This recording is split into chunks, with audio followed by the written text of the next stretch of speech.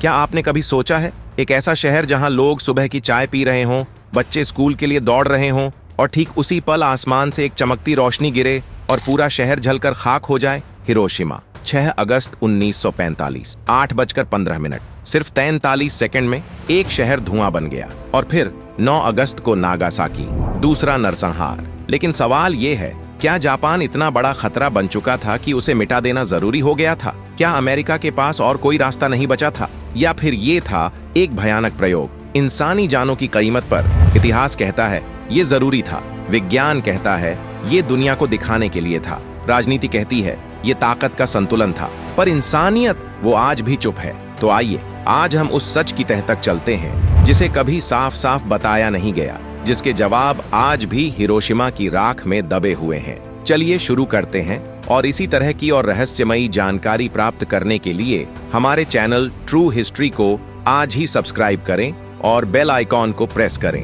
अब शुरू से शुरू करते हैं। द्वितीय विश्व युद्ध का ताना बाना 1939। यूरोप की फिजाओं में बारूद की बू फैल चुकी थी। जर्मनी के तानाशाह हिटलर ने पोलैंड पर हमला कर दिया था और यहीं से शुरू हुआ था द्वितीय विश्व युद्ध। एक ऐसा युद्ध जो 6 साल तक पूरी दुनिया को लहूलुहान करता रहा। अमेरिका, जो इस समय तक तटस्थ यानी न्यूट्रल बना रहा, दूर से देख रहा था कि यूरोप में क्या हो रहा है। लेकिन एशिया में एक और आग धधक रही थी और उसका नाम था जापान। जापान उस दौर में एक क्रूर विस्तारवादी ताकत बन चुका था। वो अपनी ताकत और साम्राज्य को फैलाने के लिए एशिया के नक्शे को खून से रंग रहा था। 1931 में मंचूरिया, फिर कोरिया और 1937 में तो उसने पूरी बर्बरता से चीन पर हमला कर दिया, जिसे रेप ऑफ नानजिंग के नाम से याद किया जाता है। हजारों महिलाओं का रेप, लाखों लोगों का कत्ल। जापान की फौजें बर्बरता की मिसाल बन चुकी थी। इधर अमेरिका को ये सब बिल्कुल रास नहीं आ रहा था। वो जापान पर तेल और स्टील जैसे जरूरी संसाधनों की सप्लाई रोकने लगा। तनाव बढ़ता गया और जापान को ये बात नागवार गुजरी। 7 दिसंबर 1941, एक तारीख जो इतिहास की सबसे काली सुबहों में गिनी जाती है। जापान ने अमेरिका के सैन्य अड्डे पर्ल हार्बर पर अचानक हमला कर दिया। सैकड़ों लड़ाकू विमान बिना चेतावनी के, जिन्होंने अमेरिकी जहाजों को चंद मिनटों में समंदर में डुबो दिया। 2400 से ज्यादा अमेरिकी मारे गए। अमेरिका अब तटस्थ नहीं रहा, अब वो इस युद्ध का हिस्सा बन चुका था। और यहीं से शुरू हुआ अमेरिका और जापान के बीच ऐसा टकराव जिसका अंत परमाणु बम से हुआ। परमाणु बम का जन्म मैनहट्टन प्रोजेक्ट, मैं मृत्यु बन गया हूं, संसारों का संहारक। जब रॉबर्ट ओपेनहाइमर ने ये शब्द बोले तो दुनिया ने पहली बार महसूस किया इंसान ने खुद अपने विनाश का रास्ता खोल दिया है। एक खतरे की चेतावनी से शुरू हुआ था सब कुछ। 1939 में अल्बर्ट आइंस्टीन और लियो जिलार्ड ने अमेरिकी राष्ट्रपति फ्रैंकलिन डी रूजवेल्ट को एक पत्र लिखा। उसमें चेतावनी दी गई थी कि नाजी जर्मनी एक अत्यधिक शक्तिशाली हथियार, परमाणु बम बनाने की कोशिश कर रहा है। इस पत्र ने अमेरिका को चौंका दिया और यहीं से शुरू हुआ मैनहट्टन प्रोजेक्ट, एक गुप्त वैज्ञानिक मिशन जिसका उद्देश्य था परमाणु बम बनाना, उससे पहले कि जर्मनी बना ले। वैज्ञानिकों की एक टीम जो इतिहास बदलने वाली थी। इस प्रोजेक्ट में शामिल हुए दुनिया के सबसे प्रतिभाशाली वैज्ञानिक रॉबर्ट ओपेनहाइमर, जिन्हें परमाणु बम का जनक कहा जाता है, एनरिको फर्मी, रिचर्ड फाइनमैन, हंस बेथे और कई अन्य। इन सभी ने मिलकर लॉस एलामोस, न्यू मैक्सिको में एक गुप्त प्रयोगशाला में काम किया, जहां उन्होंने एक ऐसा हथियार विकसित किया जो पहले कभी नहीं देखा गया था। 16 जुलाई 1945, ट्रिनिटी टेस्ट, जब इंसान ने पहली बार परमाणु शक्ति का अनुभव किया। सुबह 5:29 पर न्यू मैक्सिको के रेगिस्तान में एक 100 फुट ऊंचे टॉवर पर रखे गए बम, जिसे गैजेट कहा गया, को विस्फोटित किया गया। यह था ट्रिनिटी टेस्ट, मानव इतिहास का पहला परमाणु परीक्षण। विस्फोट की शक्ति इतनी अधिक थी कि एक विशाल अग्निगोला बना। मशरूम के आकार का बादल 7.5 मील ऊंचाई तक गया। शॉक वेव 100 मील दूर तक महसूस की गई और रेगिस्तान की रेत ट्रिनाइटाइट नामक हरे कांच में बदल गई। ओपेनहाइमर ने इस दृश्य को देखकर भगवद गीता की एक पंक्ति याद की, अब मैं मृत्यु बन गया हूं, संसारों का संहारक। अमेरिका का निर्णय एक रणनीति या धमकी? क्या परमाणु बम गिराना एक सैन्य आवश्यकता थी या एक राजनीतिक संदेश? जापान की आत्मसमर्पण न करने की जिद, बुशिडो का प्रभाव 1945 तक जापान की स्थिति बेहद कमजोर हो चुकी थी।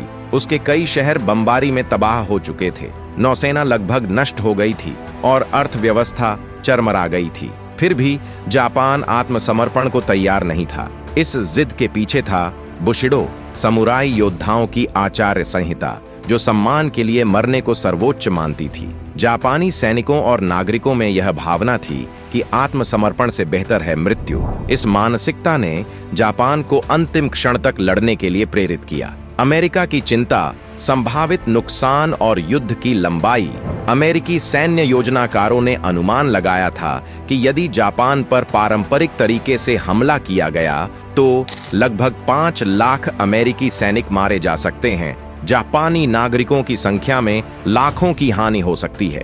युद्ध कई महीनों तक खिंच सकता है। इसलिए अमेरिका एक ऐसा विकल्प चाहता था जिससे युद्ध जल्दी समाप्त हो और अमेरिकी सैनिकों की जान बचाई जा सके।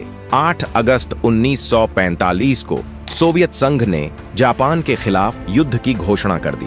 अमेरिका को डर था कि यदि जापान ने सोवियत संघ के सामने आत्मसमर्पण किया तो सोवियत संघ को पूर्वी एशिया में प्रभाव बढ़ाने का मौका मिल जाएगा। जापान का विभाजन हो सकता है, जैसे जर्मनी और कोरिया का हुआ। इसलिए अमेरिका चाहता था कि जापान जल्द से जल्द आत्मसमर्पण करे ताकि सोवियत प्रभाव को रोका जा सके। परमाणु बम एक सामरिक निर्णय। इन सभी कारणों, जापान की आत्मसमर्पण न करने की जिद, संभावित अमेरिकी हानि और सोवियत संघ की बढ़ती भूमिका को देखते हुए अमेरिका ने परमाणु बम का उपयोग करने का निर्णय लिया। यह निर्णय जापान को तुरंत आत्मसमर्पण के लिए मजबूर करने, युद्ध को शीघ्र समाप्त करने और सोवियत संघ को संदेश देने के लिए लिया गया था। हिरोशिमा और नागासाकी पर हमला।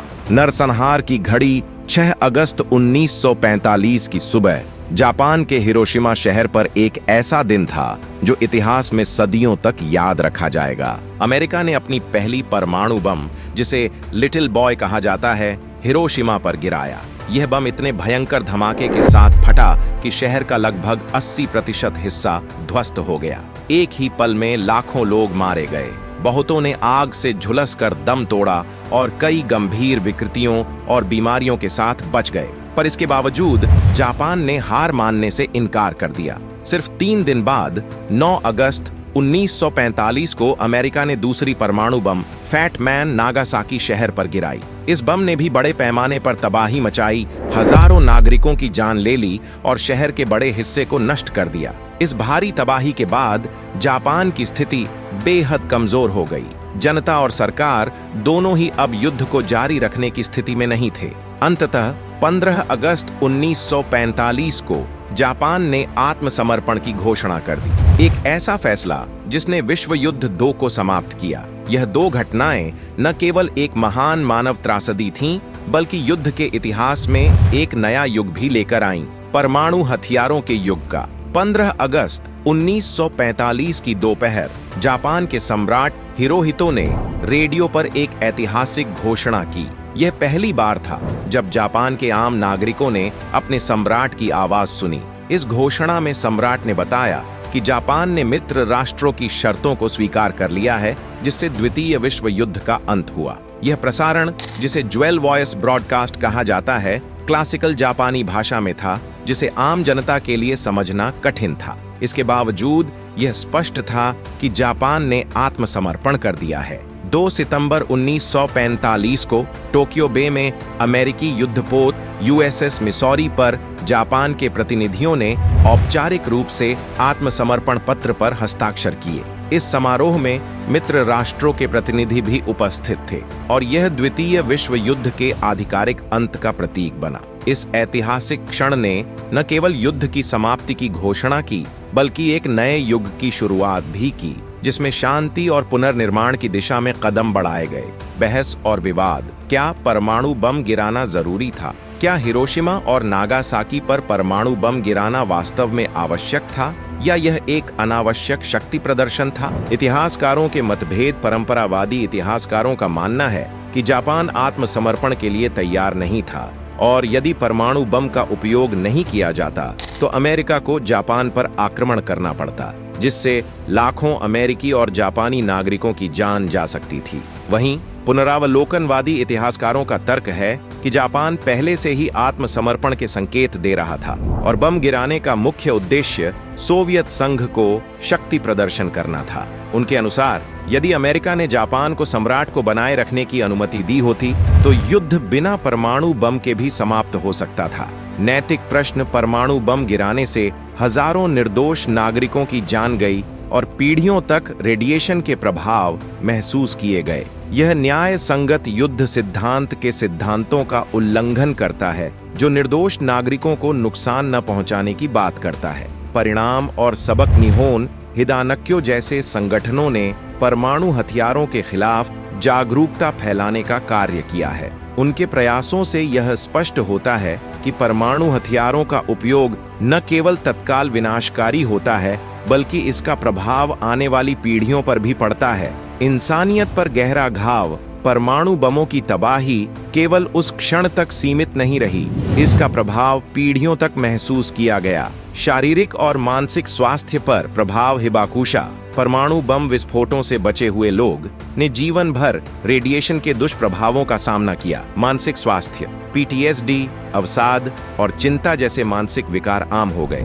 सामाजिक भेदभाव और कलंक: हिबाकुशा को समाज में भेदभाव का सामना करना पड़ा क्योंकि लोग उन्हें रेडिएशन से संक्रमित मानते थे। शांति और अहिंसा के प्रति एक चेतावनी, एक प्रेरणा: आज हिरोशिमा और नागासाकी सिर्फ इतिहास के पन्नों में दर्ज दो शहर नहीं हैं। ये दो ऐसे जिंदा स्मारक हैं जो इंसान की जिद और विज्ञान की ताकत के उस विस्फोट की गूंज बन चुके हैं, जिसने न सिर्फ दो शहरों को राख कर दिया, बल्कि पूरी दुनिया को सोचने पर मजबूर कर दिया कि तरक्की के नाम पर हम किस हद तक जा सकते हैं। इन शहरों के बाशिंदे, जिन्हें हिबाकुशा कहा गया, आज भी उस त्रासदी की गवाही देते हैं। उनके जख्म सिर्फ जिस्म पर नहीं थे, बल्कि आत्मा तक झुलस गई थी। कैंसर, जन्म दोष, मानसिक आघात, ये सब सिर्फ एक बम का असर नहीं था, ये इंसानियत पर पड़ा सबसे गहरा घाव था। और आज भी हर साल 6 और 9 अगस्त को जब हिरोशिमा और नागासाकी में मोमबत्तियां जलती हैं, तो वो सिर्फ श्रद्धांजलि नहीं होती, वो एक चेतावनी होती है पूरी दुनिया के लिए